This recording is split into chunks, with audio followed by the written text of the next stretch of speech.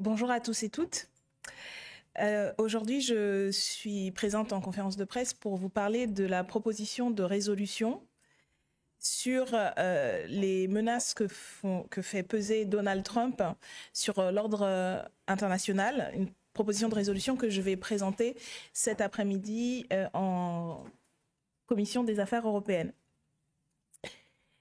La seconde présidence de Donald Trump dessine les contours d'un nouvel ordre mondial encore plus instable et brutal. Si les nouveaux maîtres de Washington partagent avec les anciens une défense jusqu'au boutiste des intérêts de leur pays, la forme et la direction que prend cet impérialisme sous la férule trumpiste se démarquent significativement des précédentes administrations. En effet, dès les premiers jours de sa prise de fonction, le président états-unien a mis en place une série de décrets ouvertement réactionnaires qui visent les personnes transgenres notamment et les personnes exilées. Il a aussi décidé d'accélérer avec enthousiasme la catastrophe climatique en se retirant de l'accord de climat et en encourageant toutes les industries fossiles. Il s'applique enfin à démanteler le droit international en accentuant le soutien inconditionnel de son pays à Israël dans son entreprise génocidaire contre les Palestiniens et Palestiniennes, en attaquant des institutions internationales comme la Cour pénale et en menaçant l'intégrité territoriale de plusieurs États comme le Canada, le Panama, le Danemark et plusieurs autres. Or, l'alignement atlantiste de l'Europe, qui se retrouve idéologiquement démunie et politiquement désemparée face au brutal réalignement états-unien, la met aujourd'hui dans une situation difficile. Nous pensons à la France insoumise qu'il faut répondre de manière ferme et claire à cette escalade impérialiste. Nous devons retrouver en tant que France et au niveau de l'Union européenne une voix forte pour mener une action résolue pour la paix, la justice et la coopération internationale. C'est donc le sens de cette proposition de résolution qui sera discutée, j'espère, adoptée cet après-midi, afin de réaffirmer l'engagement européen en faveur de la paix pour des relations internationales et multilatérales apaisées et pour la solidarité entre les peuples. Ah ben voilà, madame la présidente, ça y est, c'est terminé. Non, j'ai fait l'introduction. Merci, madame Obono. Donc bonjour à toutes et à tous. Excusez-nous du retard puisque la conférence des présidents était toujours en cours et notamment parce que la semaine qui est à la main de l'ordre du jour du gouvernement se retrouve fortement embouteillée. Je peux d'ores et déjà vous dire que le projet de loi audiovisuel ne se débattra pas dans cette assemblée cette semaine puisque le texte précédent, c'est-à-dire le projet de loi simplification, compte 2600 amendements, peut-être 1600 lorsqu'on compte les irrecevables, mais vous comprenez bien que c'est impossible quand vous avez en plus de ça une commission mixte paritaire Mayotte et que ça a été très clairement dit lors de cette conférence des présidents. Ce projet de loi sera examiné si le projet de loi simplification est terminé, autrement dire, il ne sera pas examiné dans notre Assemblée cette semaine. Je commence évidemment par l'actualité internationale avec toujours le génocide à Gaza qui continue, avec une intensification, et c'est Netanyahou lui-même qui le dit, des frappes avec des journées de plus en plus meurtrières et notamment 15 secouristes qui ont été directement visés et assassinés par l'armée de Netanyahou avec des preuves vidéo qui sont venues contredire directement la version israélienne qui avait été donnée. Et je veux me réjouir ici que Francesca Albanese, rapporteure spéciale des Nations Unies pour les territoires palestiniens, a été reconduite pour 3 ans à son poste malgré des fortes pressions exercées contre elle, ce qui marque un désaveu complet pour 43 parlementaires français, dont Caroline Yadan, dont Prisca Thévenot ou encore Sylvain Maillard, qui étaient intervenus pour qu'elle ne soit pas reconduite à ce poste. Et je dis au moment où Emmanuel Macron est en train d'être en Égypte en soutien au plan arabe de reconstruction de la bande de Gaza, qu'il est plus que jamais important que la France passe des paroles aux actes et notamment à la reconnaissance de l'État de Palestine comme l'a fait il y a quelques mois l'Espagne, aux sanctions à l'encontre de Netanyahou qui, vous l'avez vu, défie le mandat d'arrêt de la Cour pénale internationale, notamment en se rendant en Europe et aux États-Unis comme actuellement, et évidemment évidemment agissent pour suspendre l'accord d'association entre l'Union européenne et Israël. Je laisserai Aurélie Trouvé parler de la question des droits de douane, mais je dois dire aussi que notre groupe se réjouit de la désescalade avec le gouvernement algérien, puisque je le rappelle, notre pays est lié d'affection avec les peuples de la Méditerranée et que nous nous réjouissions que enfin le ministre de l'Intérieur ne soit plus en charge des affaires sérieuses et ne se retrouve plus à faire sans cesse une escalade avec les pays de l'autre côté de la Méditerranée, notamment le peuple algérien. Et puisque M. Retailleau avait mis sa démission en jeu, nous l'invitons à respecter sa promesse et à démissionner. La semaine dernière, je veux pointer certaines grandes victoires du groupe Insoumis, des victoires qui sont des victoires importantes quand on regarde le plus grand défi du 21e siècle, c'est-à-dire celui de conserver un écosystème compatible avec la vie humaine, puisque notre résolution qui a été portée par Pierre-Yves Cadalin a été adoptée à l'unanimité, moins l'abstention de l'extrême droite, pour créer un institut océan des Nations Unies, parce que la France souhaite justement assumer son rôle de puissance maritime qui souhaite mettre en partage la mer comme commun de l'humanité. Nous avons aussi gagné un vote très important qui se continuera le 5 mai sur la régulation de l'installation des médecins pour lutter contre les déserts médicaux alors qu'un Français sur 3 vit dans un désert médical. Et nous avons surtout réussi à faire retirer des lois antisociales, liberticides et racistes. Je pense évidemment à la loi Kasbarian-Vogetta qui visait à expulser les locataires des logements sociaux, et ce alors que nous étions le jour de la fin de la trêve hivernale et le jour où nous apprenions qu'il y avait un record d'expulsions en France depuis 10 ans. Nous avons réussi à faire retirer la loi sur les peines planchers, mais aussi la loi contre les gens du voyage. Je continue en vous disant deux choses très importantes. Vous avez vu que l'extrême droite a manifesté ce dimanche. Eux qui n'ont jamais appelé à manifester pour faire obstacle à la retraite à 64 ans, eux qui n'ont jamais appelé à manifester pour sauver des emplois ou lutter contre des fermetures d'usines notamment, eh bien, n'appellent à manifester que lorsqu'il s'agit de leurs intérêts. Et vous avez vu que c'est un immense flop qui en est advenu dimanche, puisque la place n'était absolument pas pleine. Ça a été noté par plusieurs de vos confrères et consoeurs qui étaient présentes. Et nous sommes fiers d'avoir réussi à rassembler 15 000 personnes sur la place de la République pour ne pas laisser l'extrême droite faire sa loi et ainsi lutter contre les dangers d'une extrême droite qui continue sa remise en cause de l'état de droit.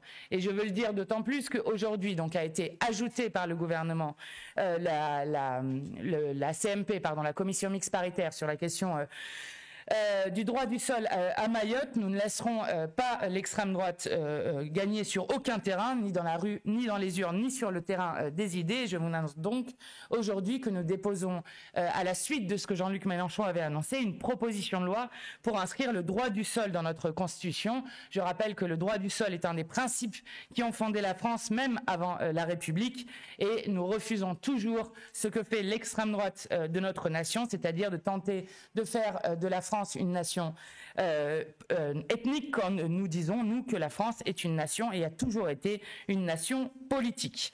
Enfin, je veux juste noter une dernière chose sur le fait que Alexis Kohler, pour la 3e fois dans une commission d'enquête, refuse de se rendre devant une commission d'enquête au Sénat sur le scandale des eaux en bouteille. Que ce refus, je le dis, que nous n'acceptons pas ce refus, qui avait été déjà le cas lorsque moi-même je menais une commission d'enquête sur la question de l'eau. Je vous rappelle qu'Éric Coquerel a instruit une plainte pour non-présentation contre Alexis Kohler, et que nous espérons que cette plainte soit instruite rapidement pour rappeler à M. Kohler qu'en France, personne n'est au-dessus des lois et qu'il est plus que temps d'abolir les privilèges de la monarchie présidentielle et de la passer à la 6e République. Je vais laisser Aurélie Trouvé continuer. Merci Madame la Présidente. Donc je vais vous faire un point rapide sur les réactions face à la guerre commerciale de Donald Trump.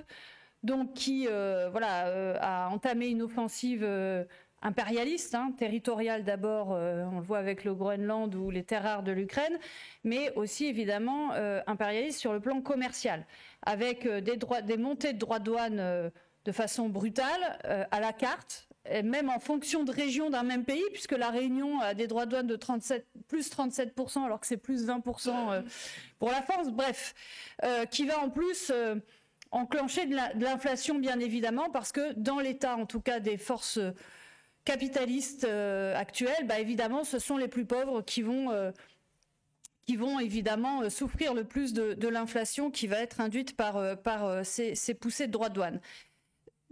Comment réagissent la France et l'Union européenne? Tout simplement par une fuite en avant néolibérale absolument catastrophique.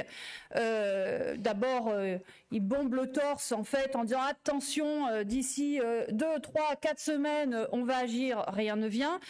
Si ce n'est pour promouvoir encore plus les accords de libre-échange et notamment celui avec le Mercosur dont on sait qu'il est absolument néfaste, si ce n'est aussi pour proposer, sur appui de la France, la Commission européenne propose une zone de libre-échange industriel avec les États-Unis. C'est vraiment la stratégie du choc néolibéral qui est tout sauf ce qu'il faut faire en réalité.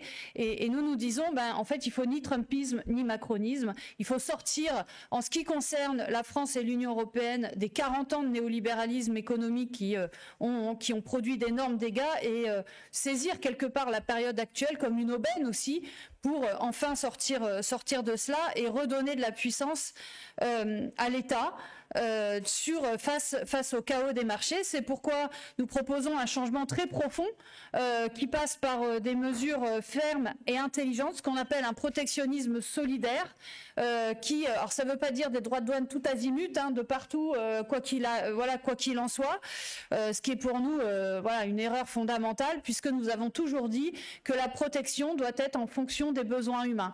Donc, par exemple, favoriser les producteurs locaux dans les marchés publics pour favoriser tout simplement la relocalisation, interdire des produits traités avec des pesticides interdits en France, enfin interdire de les importer, par exemple, taxer fortement et beaucoup plus fortement les GAFAM puisque nous avons besoin d'une souveraineté économique, etc.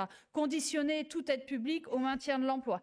Nous regrettons aussi qu'il n'y ait aucune planification, mais rien, aucun plan sur la table, alors que la très forte période d'incertitude nécessite une planification qui n'a jamais existé. On a un Premier ministre qui a été haut commissaire au plan et qui n'a jamais sorti aucun plan dans ce pays et qui n'en sort encore moins quand il est Premier ministre, alors même que nous avons absolument besoin de ça.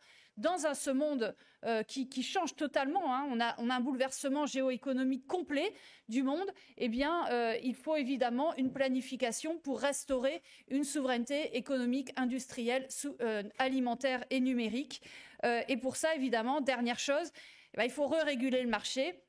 Il faut planifier aussi sur le plan écologique parce que la sobriété énergétique est notre premier moyen d'être moins dépendant de notre premier poste d'importation en valeur qu'est l'énergie et bien entendu réguler les prix de l'électricité. De ce point de vue d'ailleurs, je vous rappelle qu'il y aura la nomination ou pas d'ailleurs du nouveau PDG, Monsieur Fontana, en tout cas celui qui est candidat, proposé comme candidat par le gouvernement, Monsieur Fontana, dans la commission des affaires économiques que je préside, ce sera le 30 avril, qui sera une grande occasion aussi de débattre enfin du statut d'EDF, des prix de l'électricité, et ça a évidemment à voir, et je finis là-dessus, avec toute cette question de la guerre commerciale de Trump, parce que un de nos premiers postes, notre premier coût de production qui est extrêmement écarté des coûts de production de nos principaux concurrents, c'est évidemment l'électricité qu'on paye 3 à 4 fois plus cher en France. Et donc, il est temps, évidemment, et à l'inverse de ce que fait le gouvernement, de sortir l'électricité et son marché, justement, du marché. Merci. Bonjour à toutes et tous, Manon Meunier, donc je suis députée chef de file avec Sandrine Neusbé, Claire Lejeune et Anne Stambach-Ternoir sur le projet de loi simplification qui s'ouvre en séance cette semaine. Bon, ce projet de loi, il semble passer sous tous les radars et pourtant il est inédit en termes de recul sociaux, démocratiques et environnementaux. C'est le Trumpisme, encore une fois, qui s'invite à l'Assemblée nationale. Il est porté par le gouvernement cette semaine en séance à l'Assemblée nationale et c'est un véritable massacre à la tronçonneuse. Tout y passe, de la suppression d'instances de débat public à l'amoindrissement de possibilités de divers recours juridiques, en passant par la casse de la loi de programmation de planification énergétique ou encore la facilitation du transfert de nos données personnelles de santé aux entreprises privées. En réalité, c'est un projet de loi qui, sous le nom de simplification, sur l'autel de simplification, condamne énormément de choses. À commencer par nos instances démocratiques. Dans l'article 1, en fait, vous avez des macronistes jusqu'au Rassemblement national, des députés qui ont fait une liste à la Prévert d'organismes qu'ils suppriment sans aucune étude d'impact. Par exemple, la conférence de la prévention étudiante, le Conseil national de la montagne, la Commission nationale de la déontologie et des alertes en matière de santé publique et d'environnement, l'Observatoire de l'alimentation ou encore les Césaires, qui ont été supprimés purement et simplement en commission, sans aucune étude d'impact. La Commission nationale du débat public elle-même est menacée de suppression en séance par l'extrême droite et une partie des macronistes qui portent également un amendement en ce sens. Les possibilités d'enquête publique ou de recours juridique sont réduites à tous les étages. Donc c'est ici au nom d'une prétendue volonté de simplification et d'accélération. C'est en réalité l'état de droit qui est ici gravement attaqué par ce texte. Le volet démocratique, mais ce n'est pas tout. C'est une hécatombe du côté du droit environnemental. L'ADEME et l'OFB eux-mêmes sont menacés également de suppression en séance. Le peu de dispositifs que les macronistes avaient portés sur les 8 dernières années sont remis en question. Pour ne citer que lui, le ZAN, le zéro artificialisation nette, puisqu'ils ouvrent une dérogation possible de 30%, ce qui le rendrait absolument inefficient. Et pourtant, c'est un dispositif défendu par le monde agricole, notamment pour la défense de nos terres agricoles et puis évidemment pour la protection des terres naturelles. Nous avons également des études d'impact environnemental qui sont remises en question de toutes parts, les mesures de compensation qui sont réduites à peau de chagrin. Donc les macronistes ne se cachent plus et votent ouvertement avec le Rassemblement national lorsqu'il s'agit d'acter, de supprimer complètement des quelques petites avancées environnementales qu'ils avaient programmées ces 8 dernières années. Et enfin, sur le plan social, la mobilisation de la France insoumise et de la gauche en commission a permis de supprimer les pires dispositions qu'il y avait dans ce texte, donc à savoir notamment la suppression des données de transparence essentielles sur les bulletins de salaire, la réduction du délai de prévention nécessaire auprès des salariés lorsqu'il y a des suppressions d'entreprises, ou encore un article façon loi Casbarian qui permettait de faciliter l'expulsion des petits commerçants et artisans de leurs locaux.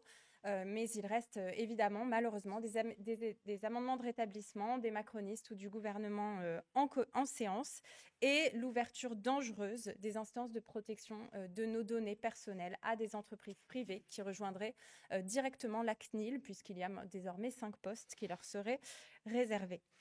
Donc nous sommes sur un projet de loi extrêmement dangereux, malheureusement peu lisible puisqu'il part dans tous les sens, et au nom de la simplification, la droite et l'extrême droite se permettent de dangereux reculs environnementaux, démocratiques et sociaux inédits. Et le groupe parlementaire de la France insoumise sera mobilisé, et nous regrettons évidemment, comme le disait Madame la présidente Mathilde Panot tout à l'heure, que tout cela se fasse au lance-pierre, qu'il y ait très peu de temps prévu, mais nous tiendrons et nous n'accepterons pas l'accélération des débats sur ce texte. Je vous remercie. Merci. Aurélie Trouvé qui vous fait une dernière annonce avant vos questions. 2 annonces. La première, c'est pour poursuivre ce que je disais sur la réaction face à la guerre commerciale de Trump. Nous annoncerons dans la semaine 10 mesures et positions que devrait prendre la France face à la guerre commerciale de Trump, et 10 mesures qui seront fondées sur le protectionnisme solidaire et la planification écologique, ce que la France insoumise a toujours défendu. Et en lien avec ça, nous déposerons une proposition de résolution européenne sur la position que devrait tenir la France à l'échelle de l'Union européenne, premièrement. Deuxièmement, et je sors de ce sujet-là pour vous donner aussi des suites de la conférence des présidents sur la question de l'énergie. On l'a abordé un tout petit peu tout à l'heure avec la question d'EDF. Voilà, nous avons une préoccupation, c'est qu'il est prévu un débat sur la programmation pluriannuelle de l'énergie, un débat 50.1 sans vote. Donc il y a un vrai problème en fait, parce que toute la trajectoire énergétique qui est essentielle pour la France pendant plusieurs années, qui a donc des répercussions économiques et sociétales énormes dans ce pays, eh bien ça ne serait pas voté par les députés. Et il est question d'un décret. Donc évidemment, nous avons non seulement exigé un vote dans le débat 50.1, mais ce vote pour l'instant n'est pas accordé. Voilà. Mais deuxièmement, il est fait état d'une proposition de loi Grémillet qui sort du Sénat, qui tiendrait lieu d'examen législatif en matière de programmation énergétique. D'accord ? Mais évidemment, mais le problème, c'est qu'on n'a pas eu de réponse si le décret du gouvernement censé décider de la programmation pluriannuelle de l'énergie est avant ou après la PPL Grémillet. Donc on arrive dans une situation absolument ubuesque où on pourrait avoir l'examen d'une PPL avec position vote des députés, des parlementaires, et un décret qui serait absolument pas en adéquation potentiellement avec ce que votent les parlementaires. Donc, alors, vous voyez bien que par ailleurs, c'est juste ahurissant dans une période où les acteurs économiques et tout le monde, en fait, a besoin d'un peu de stabilité et de certitude dans cette période. Évidemment, de démocratie parlementaire.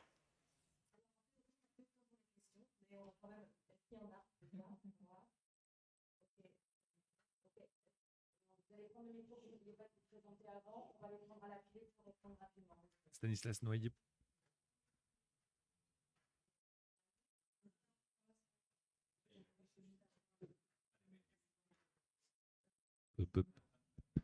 Ça marche ? Stanislas Noyer, l'aide de l'expansion. Sur le débat sur l'énergie, il y a une date qui a été donnée ou... Ok, deuxième question.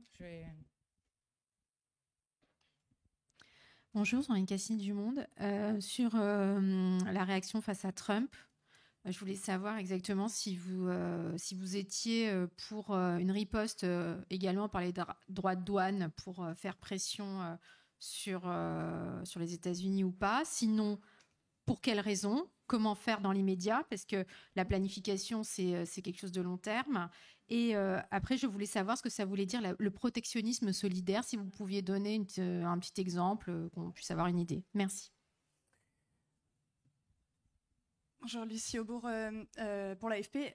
Sur la simplification, comment vous anticipez les débats ? Est-ce qu'ils vont se poursuivre ce week-end ? Et est-ce que vous soutiendrez la motion de rejet ? Ok, alors pour commencer sur la question qui était posée sur le débat 50-1. Donc pour l'instant, il a été annoncé lundi 28 avril, donc à la rentrée. Nous ne sommes pas d'accord. Je vais expliquer pourquoi. D'abord parce que on a demandé à plusieurs reprises, y compris la présidente de l'Assemblée, a demandé à plusieurs reprises au gouvernement de répondre, de savoir quand allait être publié le décret. Et nous n'avons aucune réponse sur cette question-là. Au point que, est envisagé maintenant, il y aura une conférence des présidents dans les 2 prochains ou 3 prochains jours, est envisagée la possibilité que le gouvernement reprennent la main sur une semaine de contrôle de l'Assemblée, normalement de contrôle de l'action du gouvernement. Donc on se retrouve dans une situation où on est obligé de faire un bras de fer avec le gouvernement pour pouvoir juste voter sur la programmation pluriannuelle de l'énergie et où le gouvernement essaye de faire du bricolage par-ci par-là, exactement d'ailleurs, et ça va rejoindre la 3e question, comme il le fait cette semaine. Nous ne sommes pas d'accord pour siéger ce week-end, et ce n'est pas parce que nous ne souhaitons pas siéger, c'est parce que nous savons très bien comment ça va se terminer. Vous allez avoir, puisque vous avez beaucoup de textes qui sont examinés avant, donc un projet de loi simplification qui, comme ça a été très bien dit par Manon Meunier tout à l'heure, est un texte fourre-tout, extrêmement dense, qui va être donc examiné au mieux à partir de mardi soir, sachant qu'il y a en plus des textes internationaux le jeudi matin, etc. Et donc, on va se retrouver vendredi ou samedi, puisqu'il pense à peut-être ouvrir samedi, vendredi ou samedi, à nous demander de finalement ne plus défendre nos amendements, à finir à 5, 6, 7 heures, 8 heures du matin, et que je crois que ce ne sont pas des conditions sérieuses pour discuter d'enjeux aussi importants. Sur la 2e question, je laisse Aurélie Trouvé répondre. Oui, alors sur les droits de douane, nous ne sommes pas pour imposer des droits de douane tout azimut à l'aveugle, voilà, tel que le fait Donald Trump, en tentant en plus de diviser les régions du monde, pays entre pays. Voilà. pour être clair. Et ça, c'est l'inverse d'un protectionnisme solidaire, si vous voulez. Aussi parce que, je l'ai dit, ça produit de l'inflation, ça c'est clair. Il y a une étude de l'université d'Yale qui montre que, par exemple, ça crée, ce qu'a annoncé Trump, ça crée 4% d'inflation pour les plus pauvres, 1,6% d'inflation pour les plus riches. Donc, en l'état des forces du marché, en fait, ça pèsera d'abord sur les plus pauvres. Par ailleurs, ça peut déstructurer fortement des filières justement qu'on veut absolument renforcer au lieu de les parce que évidemment on est dépendant de tout un tas d'importations et du jour au lendemain une usine ça met 3, 4, 5 ans à être construite. Donc on peut tout à fait interdire mettre des droits de douane à fond sur des semi-conducteurs par exemple, malheureusement aujourd'hui on les a pas les usines. Voilà. Donc ce qu'il faut faire c'est un plan justement. Un plan qui permet ensuite d'identifier ce qui n'existe pas en France, c'est hallucinant. D'identifier les secteurs qu'on a besoin de maintenir absolument, déjà.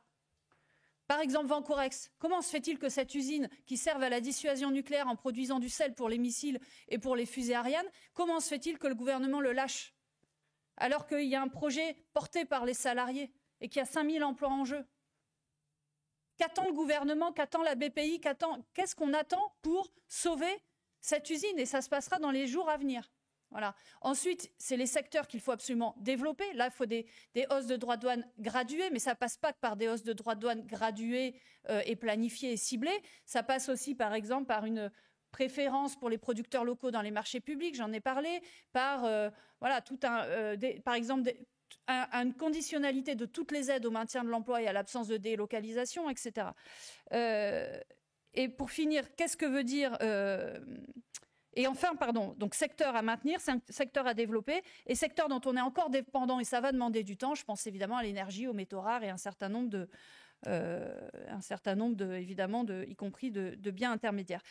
Dernière chose, sur le protectionnisme solidaire, ça veut dire, que toute mesure protectionniste est faite en fonction des besoins humains, pas juste de la rétorsion pour embêter Trump, parce que si c'est pour embêter les États-Unis, mais que c'est aussi néfaste, voire plus pour nous, ça sert à rien. Voyez. Et deuxièmement, ça passe par ce qui a toujours été porté par ailleurs dans l'altermondialisme et par la France insoumise, c'est-à-dire à la fois un multilatéralisme non fondé sur la concurrence et le libre-échange, mais sur la coopération, et sur des accords bilatéraux, gagnant-gagnant, avec tel ou tel pays. D'ailleurs, il est urgent de diversifier nos partenariats, de sortir aussi, je veux dire, d'une préférence atlantiste, on va le dire comme ça, historique, pour faire en sorte d'avoir, par exemple, des partenariats nouveaux avec des pays du Sud, par exemple, qui sont aujourd'hui fortement impactés par la guerre commerciale de Trump et avec qui on a tout intérêt à former des accords bilatéraux gagnant-gagnant, évidemment tout sauf le libre-échange, quoi.